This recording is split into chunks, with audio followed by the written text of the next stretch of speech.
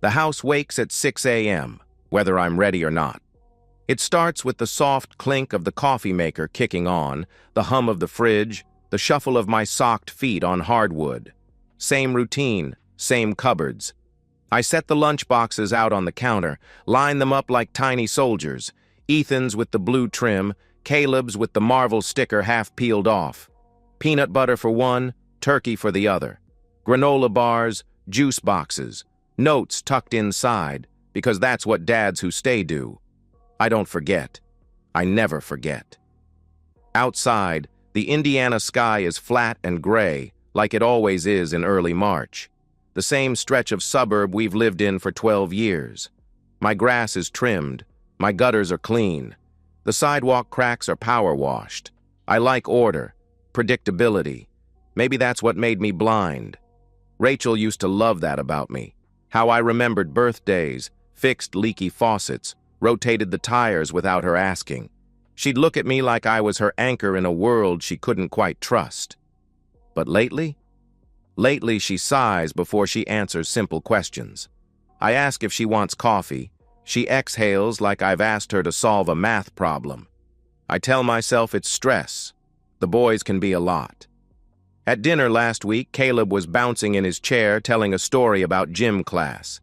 She blinked, barely listening, then excused herself mid-sentence. Said she had a headache. She's had a lot of those lately. Or she's tired. Or she needs quiet. It's like there's this fog around her, and every time I try to reach in, she drifts further back. The boys have noticed, but they don't say much. Ethan keeps his earbuds in more. He's 15. I let it go. Saturday morning, I found her sitting on the edge of the bed, phone in hand, smiling. No, laughing at something. I was brushing my teeth, and when I came out, she jumped slightly and locked the screen. I asked what was funny. She looked up at me like I'd walked in on something I shouldn't have. Just a meme, she said flatly. The laugh never reached her eyes. She doesn't touch me anymore. She hasn't for months. When our arms brush in bed, she flinches. I know the signs. I'm not stupid. I'm just deliberate. I don't accuse without proof. I don't act on feeling. I wait. I observe. That's what makes me good at my job. Maybe I need space, she said one night, not looking at me. She was folding laundry, my shirt, my socks, like she hadn't just carved a chasm into the room with 5 words. Okay, I said. She blinked, surprised, maybe expecting a fight. But I gave her what she asked for. Because that's what love is, right? Letting someone breathe? She said her company was holding a retreat in Chicago. 2 nights, all-women team building, spa included. It's mandatory, she added, like I was going to object. I didn't. I said I'd handle things here, and I did. I packed her bag while she showered, folded her sweaters with the precision of a man folding the last remnants of an illusion. She didn't notice. Or maybe she did. But she kissed me on the cheek before she left. Cold, dry, like an afterthought. While she was gone, I made Ethan and Caleb their favorite dinners. Mac and cheese one night, chicken parmesan the next. We watched The Sandlot together. I fixed the dripping sink in the basement, ordered new filters for the HVAC. I kept everything running like usual, steady, reliable, the way I always am. She texted both nights, brief messages. Tired, going to bed early, no emojis, no love yous. On Sunday afternoon, she came back with a new haircut and a hollowed-out look behind her eyes. The spa was great, she said. The workshops were boring. I nodded. Later, I found a receipt in the trash. A restaurant. Expensive. 2 entrees. 1 wine. Not part of any retreat. But I didn't say anything. Not yet. Instead, I sat in the garage that night, door halfway open, nursing a bottle of beer and staring at the corner where the drywall's beginning to crack. I thought about what it means to be the one who stays, the one who carries, the man who holds the line while everything quietly slips away behind his back. I thought about how trust isn't something you give once. It's something you bleed into the fabric of every day until you don't know where you end and the lie begins. And I realized the most dangerous thing I ever gave her wasn't love. It was my silence. I was finishing up spreadsheets in the home office when Ethan knocked, polite, like always. He held Rachel's iPad with both hands like it might explode. "Dad," he said, voice tighter than usual. I think this isn't mine." I frowned. "You using that for homework?" "Yeah. Mom said I could, but He swallowed. Something popped up.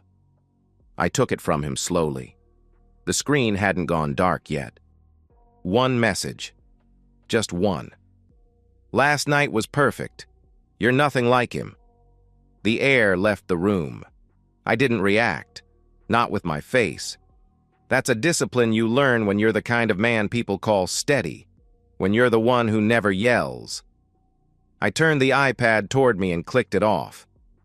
"It's probably some old thing. Spam, group thread. You know how your mom's work chats are," I said, smiling like nothing was wrong. "No big deal." Ethan didn't look convinced, but he nodded and left. Still polite, still trying to believe me. I waited until I heard his bedroom door close. Then I sat down. The screen lit back up as I tapped. Face ID didn't work for me, but her passcode was still the same 6 digits it had been for years. Our wedding anniversary. She didn't even bother to change it. She probably never thought I'd look. Messages were open. A thread with someone saved only as D no photo. No last name. But plenty of history. I read. And kept reading. The thread scrolled back weeks. Maybe months. Photos. Hotel bookings. Late-night laughing emojis. Audio clips of her whispering. Voice notes filled with breathy moans. Giggles. Plans. "He thinks I'm still in meetings. Poor guy has no clue. You make me feel like I'm 25 again. He still folds my laundry like a good little drone." I didn't know where the sting was sharpest, in her words or the ease with which she delivered them. There was no conflict, no guilt. She wasn't lost or confused or trapped. She was entertained. And I was the joke. One message chilled me more than the rest. It was short. "Just coasting till Ethan's out, then freedom. Not we need to talk. Not I'm unhappy. Not I'm scared of what this means for us. Just strategy. Just timing." I stared at the screen, letting the silence fold around me like lead. She had carved me into a caricature. "A ghost of a man," she said. "Lifeless, loveless, predictable. The man who changes air filters and leaves her free to spread her legs for someone else." I didn't throw the iPad, didn't scream. I powered it off, set it down, and walked upstairs. In the laundry room, the dryer was humming. Rachel had left a basket of towels. I folded them neatly, one corner to the other, smooth and even. It gave my hands something to do. My heart wasn't racing. It was steady, because I finally saw the shape of things. And when you see clearly, panic has no place. When I got into bed that night, she was already asleep, or pretending to be. Her back was to me. I stared at the ceiling. I could still hear her laugh from those voice notes, light and cruel. She thought I was too dull to see it. She thought I'd never act. She wasn't entirely wrong. I hadn't acted. Not yet. But something had shifted. A line crossed. A wire snapped. By morning, I wasn't the same man. I wasn't the husband waiting for his wife to come back to him. I wasn't the fool folding towels while she sent naked pictures to D. I was something else now. A strategist. And I had just found my opening move. I started with the router. It was easy, really. One evening, I stood in the hallway with a new mesh system box in my hand and called out, "Hey, Wi-Fi's been spotty again. I'm gonna upgrade it." Rachel looked up from the couch, eyes barely lifting off her phone. "Sure. Whatever." That was the first tell. No curiosity, no hesitation, no, "What's that?" or "Do you need help?" Just a shrug. She didn't even ask the name of the system. That told me everything I needed to know. Within an hour, I'd installed OpenDNS, remote access logs, and an active packet sniffer. Her laptop was on our network, her iPad, her phone. I mirrored everything to a hidden drive on my home office PC. Legal, too. I own the devices, the house, the account. Next came the camera. I told her it was for security. We'd had a few porch thefts lately, and the kids had been leaving the side gate unlocked. I climbed a ladder and drilled a tiny pinhole camera into the ceiling light fixture in the living room, angled just enough to catch the hallway, the couch, the kitchen door. She stood in the doorway while I worked, sipping tea, humming something I didn't recognize. She had no idea I was already watching. The first night was uneventful. The second, she called him. I was at my desk, going through bank statements, when the audio kicked on. It was faint. Bathroom tile acoustics, she whispered. "I miss your hands." I stopped moving. Not just physically. Everything in me paused. There was something almost theatrical in her tone, like a schoolgirl pretending to be grown. I rewound it 4 times.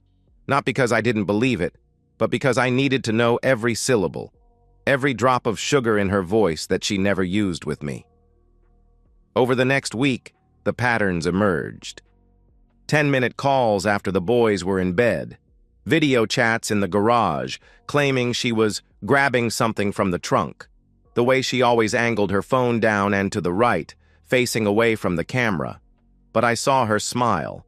I saw her mouth the word soon, and I can't wait. I needed more. So I hired one. Brent Adler, retired state trooper turned PI. Quiet, methodical. I paid in cash. Gave him only the facts and a photo of her. I didn't say much else. 3 days later, he had a name. Gary Sandler. Regional Vice President. Divorced. 53rd. Drives a Tesla. Lives 2 hours away but keeps a corporate condo in Chicago. He sent over a photo. Silver hair, trim beard, expensive coat. That LinkedIn polished look. The kind of man who uses cologne with French names and believes married women are choices, not obstacles. I stared at his face for a long time. It was easier somehow having a villain I could assign a jawline to. That Friday, Brent sent me video from Chicago. Rachel and Gary outside a bar near Michigan Avenue. She was wearing the blue dress I bought her for our anniversary 3 years ago. Her hand was on his chest. His lips grazed her forehead. Then the two of them disappeared through the side entrance of a boutique hotel. Timestamp: 10:43 p.m. Same night, she told me over text she was in her room early. Too tired to even think. She wasn't even trying to hide. She didn't think I'd ever look. And that was almost worse than the betrayal. I created a folder called "For Attorney Use Only," password protected, triple backed up. Every night I added to it. Screen captures, audio clips, time-stamped GPS data, credit card statements, message threads she thought she deleted but had synced to iCloud. Even her calendar invites had traces. It felt less like grief, more like building a case file. The marriage had already died. I was preparing the autopsy. In the mornings, I still packed lunches, still folded towels, still asked about Ethan's math test and Caleb's science fair. Rachel would yawn and kiss my cheek out of habit, not realizing I had more footage of her cheating than of our wedding day. Then I made the call. Her name was Dana Wolf, Manhattan-trained, Indianapolis-based, high-conflict divorce specialist, 3-time bar speaker on covert asset protection. Clients called her the Shark. She didn't smile much. We met at her office downtown. I wore a gray quarter zip and brought nothing but a USB and a legal pad. I told her the short version. No emotion, no speculation, just facts. She plugged in the USB, scrolled for a full 10 minutes, then leaned back. "Do you want to make her pay?" she asked quietly. I said nothing for a beat, then nodded once. "Custody?" "Full. I'm not letting my kids grow up thinking this is what marriage looks like." She tapped her pen. "Then we start today." I walked out of her office, not feeling victorious, but anchored, like something inside me had finally locked into place. I didn't want revenge, not the kind you get in movies. I wanted justice. And for the first time in months, I felt ready to begin. Our 17th anniversary fell on a Thursday. I made the reservation 2 weeks in advance, not because I wanted to celebrate, but because I needed a stage, a clean, polished table, wine glasses, candlelight.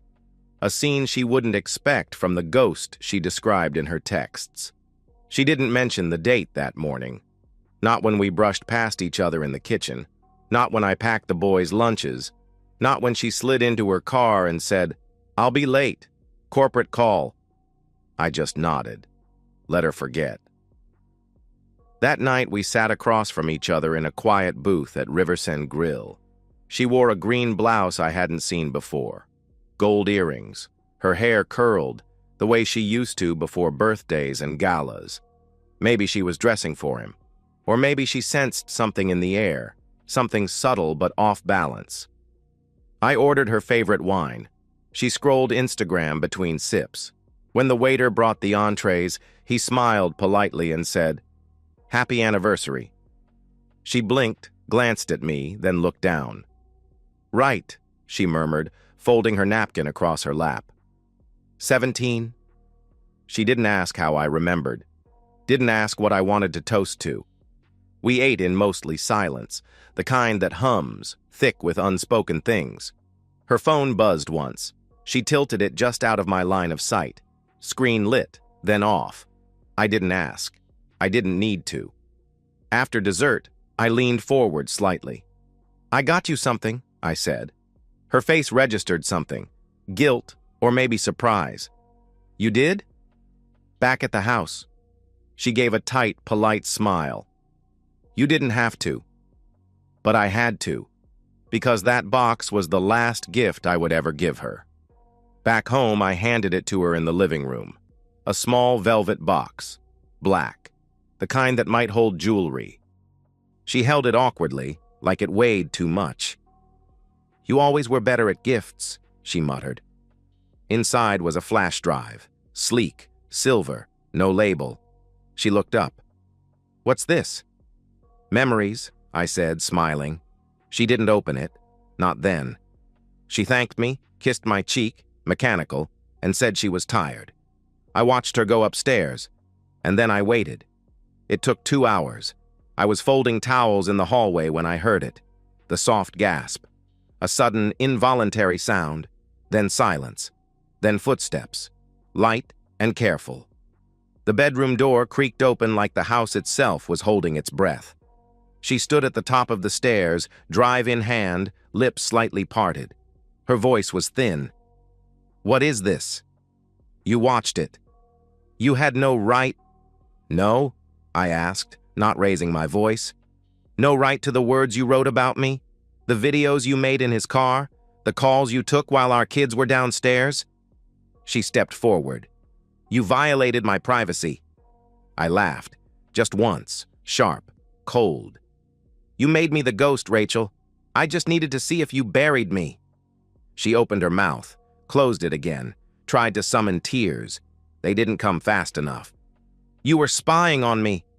"No," I said. "I was confirming." Her jaw trembled. I walked past her, down the stairs, into the living room. I didn't slam doors. I didn't pace. I just sat on the couch and turned on the news like it was any other night. She stood in the hallway, watching me, waiting. And that's when it hit me. She expected a fight, an apology, a tearful confrontation. She expected to be forgiven. What she didn't expect, couldn't process, was the silence. The fact that I wasn't begging for an explanation. I wasn't asking why, because I already knew. I had every word, every timestamp, every whispered lie cataloged and burned into my memory. She stood there for another minute, breathing hard, waiting for something. But there was nothing left to say. The chair beside me was empty, and so was she. The filing happened before breakfast. Dana sent the documents to the county clerk's office at 6:42 a.m. sharp. She copied me on the confirmation. 2 motions. One for divorce citing adultery and marital misconduct, the other for temporary full custody, citing emotional harm and parental instability. By 7:10, I was pouring milk into Caleb's cereal bowl like nothing had changed. Ethan had earbuds in. Rachel moved around the kitchen slower than usual. Her eyes flicked to me once or twice. She hadn't slept much, I could tell. But she didn't say anything. Not about the flash drive. Not about the silence the night before. She probably thought the worst had passed. By 7:50, I dropped the boys off at school and drove to the courthouse. The wheels were already turning. Dana was waiting for me at the side entrance. Sharp gray blazer, hair pulled tight, tablet in hand. No greetings, no hugs, just precision. "The judge has a cancellation. We're on the docket by 2 p.m., she said as we walked. "You ready for this?" I nodded. "I've been ready since the first lie." Inside the courtroom, it felt like winter. Not the kind with snow and carolers, the kind with wet boots and numb fingers and a sky that never clears. Rachel sat across from me at the petitioner's table, flanked by a local firm she must have Googled in a panic. She looked small, fragile, but not innocent. The judge, mid-60s, white beard, glasses that slid down his nose, called the case. Dana stood first, calm, precise. She opened with a brief but devastating summary. Multiple incidents of adultery, exposure of minors to emotional trauma, intent to defraud marital assets. Then she submitted the flash drive, Exhibit A, along with transcribed messages, screen captures, audio files, and PI footage. Rachel's attorney tried to object. "Your Honor, my client contends that this was an invasion of privacy." Dana didn't flinch. "The devices are marital property. The home is jointly owned. No expectation of privacy applies within the legal definition." The judge barely looked up. "Admitted." Rachel went pale. They called her to the stand. Her voice shook, but she tried to compose herself. "I was lonely," she said. "He was absent emotionally for years. I begged him to be more present, but he was always busy with work, with schedules." Dana interrupted with a stack of printouts. Exhibit B, text messages from the respondent to a third party, dated 3 months ago. The judge took them, flipped through slowly. "I'm just coasting till Ethan's out. Then I'll take half and go. He still doesn't know. Dumb as ever. Folds my towels like a maid." There was no gasp in the courtroom, just silence, and her face, crumbling slowly like a statue weathered by time.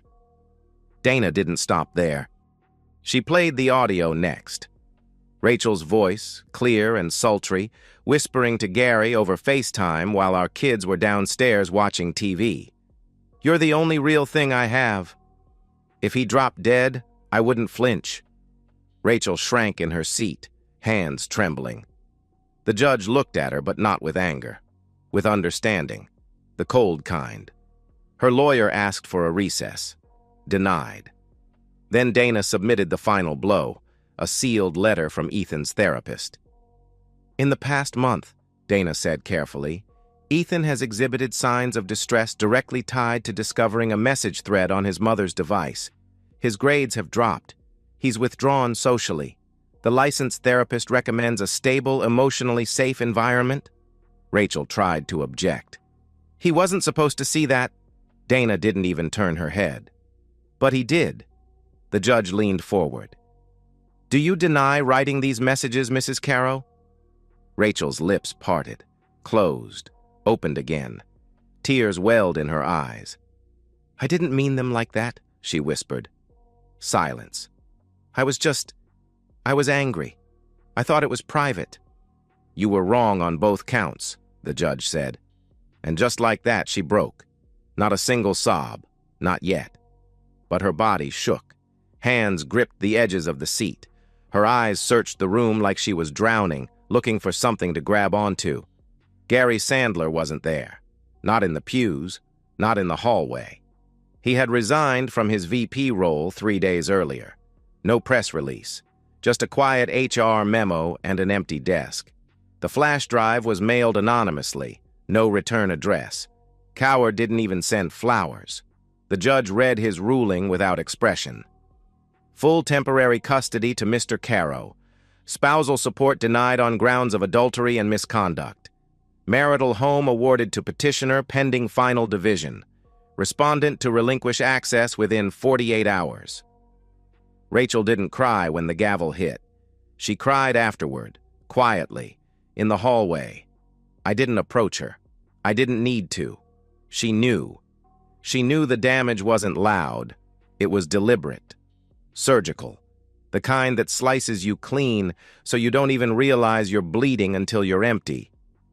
As Dana packed her files, she looked over at me and asked, "Do you want to file a restraining order for digital harassment just in case?" I shook my head. "She's not dangerous," I said. "Just hollow." We stepped into the Indiana sunlight. It was colder than I expected, but the air was clear. She moved out on a Tuesday. No tearful goodbye, no boxes marked memories. Just her car in the driveway for 20 minutes, trunk open, a few bags tossed in. I stayed inside. Ethan was at school. Caleb played in the living room, more interested in Legos than the woman who used to kiss him goodnight and then whisper to another man before bed. She didn't hug him, didn't ask for a photo, just left a garage remote on the counter. The silence that followed wasn't loud. It wasn't even sad. It was clean. The boys never asked where she went. I told them she was taking time to figure things out. Caleb nodded like it made sense. Ethan looked out the window, then back at me and said, "Okay." That was the first moment I realized they'd already adjusted. She rented a one-bedroom near the highway. Cheap place, old carpets, no lawn. The kind of space you get when you're not sure where your life is going next, just that it's not going back. Her name stopped showing up in the group chats. PTA messages went unanswered. Friends we'd known for a decade stopped liking her posts. I overheard a neighbor once whispering on the phone about how she'd had a breakdown or something. She never corrected them. She was asked to resign from her role for optics. HR phrased it carefully, but I know how those memos read. Polished detachment, like they're cleaning a stain off the company rug. Her LinkedIn changed to independent consultant. No endorsements. Gary didn't get the promotion he was up for. There was no farewell email, no retirement cake. Just silence and a new nameplate in his office.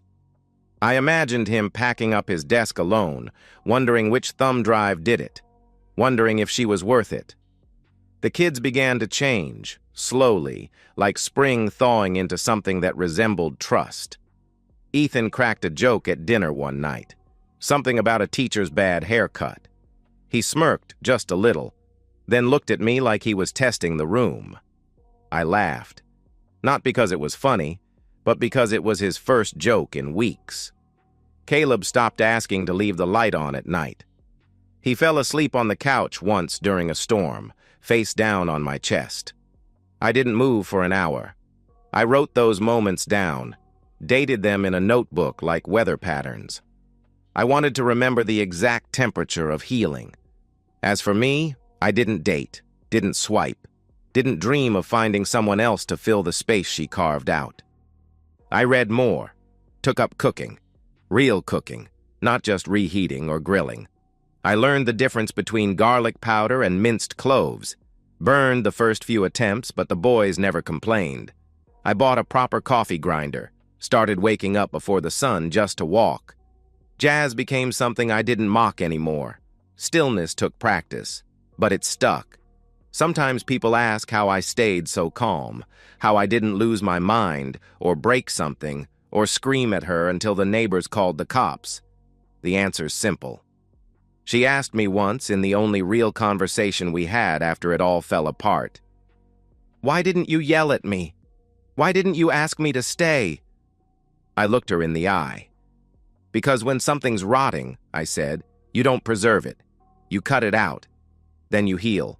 Quietly. This isn't a story with a standing ovation. There's no dramatic music, no final confrontation in the rain. Just peace, no witnesses, no need for any. Just me, a mug of strong coffee, and two boys who are starting to laugh again, and a silence that finally feels like mine. And so, we've reached the end of today's story. Was it what you expected, or did it take a twist you didn't see coming? I'm curious to hear your thoughts. Share them in the comments below, and let's get a conversation going. If this story kept you hooked, make sure to hit that like button. And if you're new here or just haven't subscribed yet, now's the perfect time to join our community. I bring you fresh, captivating stories every day, so click that subscribe button and turn on notifications so you never miss out. Thanks for watching, and I'll see you in the next one.